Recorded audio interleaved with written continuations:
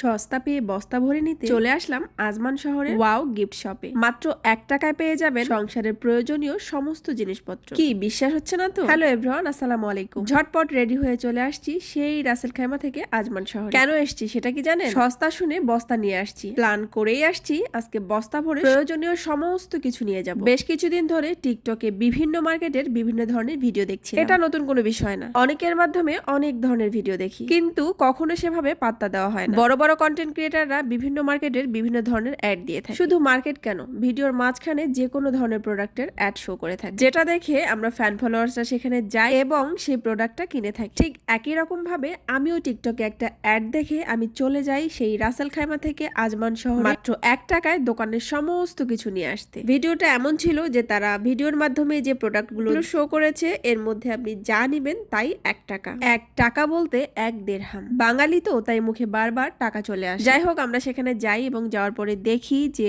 এই মার্কেটে অনেক অনেক ধরনের জিনিসপত্র ছিল, যেটা সংসারের অনেক প্রয়োজনীয় ঘরের জিনিসপত্র থেকে শুরু করে পারফিউম, মেয়েদের অনেক ধরনের প্রোডাক্ট, অনেক ধরনের জিনিসপত্র ছিল। তো প্রথমে আমি যেখানে চলে যাই প্লেট, থালা, বাসনের দিকে চলে যাই। আমার এই জিনিসগুলো দেখতে খুবই ভালো লাগে আর আমার এগুলা কিনতেও ভালো লাগে। প্রতিটা প্লেটের প্রাইস ছিল আলাদা আলাদা। এক একটা প্লেটের দাম ছিল 4 দেড়হাম, 5 দেড়হাম এরকম। এক একটা বাটির দামও ছিল 4 দেড়হাম, 3 দেড়হাম, 5 দেড়হাম। দেখে তো আমার মাথাটা একদম ঘুরে গেছে, কারণ আমি আশায় আসছি যে প্রত্যেকটা জিনিসে 1 দেড়হাম করে পাবো, তো একবারে বস্তা ভরে নিয়ে আসবো। আসার পর দেখি ঘটনা একদম ঘুরে গেছে। তো সে আমাকে বলছিল যে তুমি কি বড় জিনিস দেখছো 1 দেড়হামে? এটা কখনোই সম্ভব না। এখানে অনেক ধরনের জিনিস ছিল, যেগুলো অনেক শোপিসের মতো অনেক কিছু ছিল, যেটার প্রাইস বেশি ছিল। তো আমি এখানে এদেরকে জিজ্ঞাসা করি যে আপনারা যে অ্যাড দিয়েছেন যে 1 দেড়হামে এটা এটা পাবেন, তো পরে তারা বলে যে আমরা অ্যাড দিয়েছি 1 দেড়হামের সেকশন আলাদা। মনে মনে ভাবছিলাম যে আসার সময় এত এক্সাইটেড ছিলাম, মনে হয় না যাওয়ার সময় সেই ফলটা আমি নিয়ে যেতে পারবো।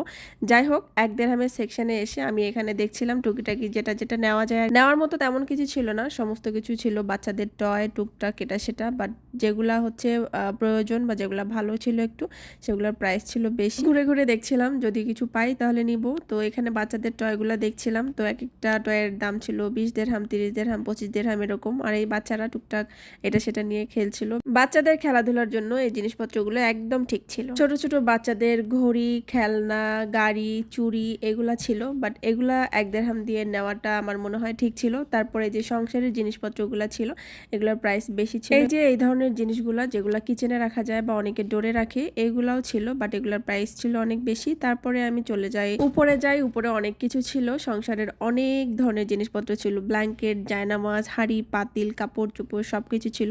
তো এখানে আপনাদের ভাইয়া ডিশ ওয়াশ দেখছে আর আমাকে বলছিল ডিশ ওয়াশ লাগবে কিনা। তো আমি এই সুযোগে একটু ভিডিও করে নিয়েছিলাম, কারণ সে কোনোভাবেই ক্যামেরার সামনে আসতে চায় না। তো তাকে বলছি যে এটাই সুযোগ। মার্কেট থেকে কিছু কিনি বা না কিনি, মার্কেট ঘুরে ঘুরে দেখতে কিন্তু আমার বেশ ভালোই লাগে। সে তো যাই দেখছে তাই বলছে এটা কি লাগবে, এটা কি লাগবে, কিন্তু সে একটু বোঝে না যে কোয়ালিটি কোনটার ভালো কোনটা খারাপ। মার্কেটে গেলে সে সবসময় এই কাজটা করে, বলে এটা নাও ওটা নাও, বাট আমি ট্রাই করি আমার যেটা প্রয়োজনীয় জিনিস সেটা আমি নিয়ে রাখবো, বাট যেটা আমার প্রয়োজন নাই সেটা আমি নিয়ে ঘরে কেন অযথা বসে রাখবো, কেন অযথা রেখে দিব। এর জন্য আমার যেটা প্রয়োজন আমি সবসময় সেটাই নেওয়ার চেষ্টা করি। দেখছিলাম এখানে বাচ্চাদের টিফিন বক্স সহ অনেক ধরনের বক্স ছিল, তো বক্স আমার লাগতো, বাট এখন যেহেতু আরাবের স্কুল ছুটি হয়ে গেছে তাই ভাবলাম পরেই নিব।